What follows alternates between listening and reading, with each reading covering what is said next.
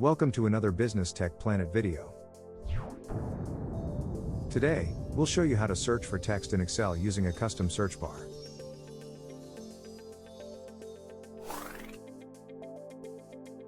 If you want to create a custom search bar that can check values in multiple columns, you can do that with a simple formula.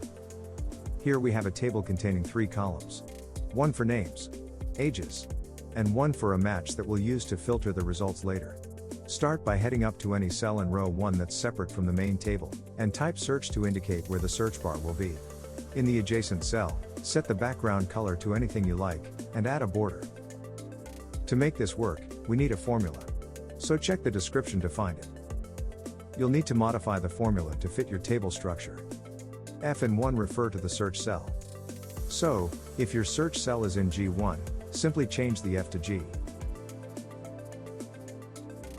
A2:B2 refers to the range of columns.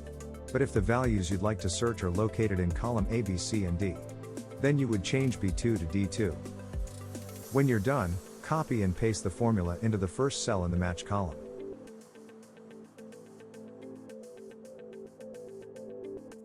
Because the search cell is currently empty, all rows will match and result in 1. However, if we type J into the search bar, you'll see that only names that contain the letter J will result in 1.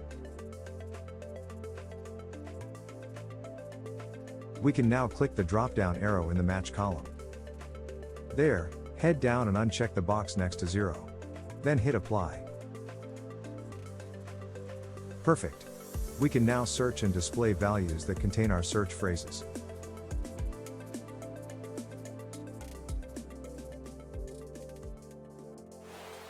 That's all for this video.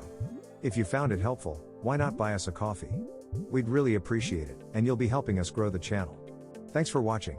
Remember to check the description for additional resources. And don't forget to subscribe for more Microsoft videos.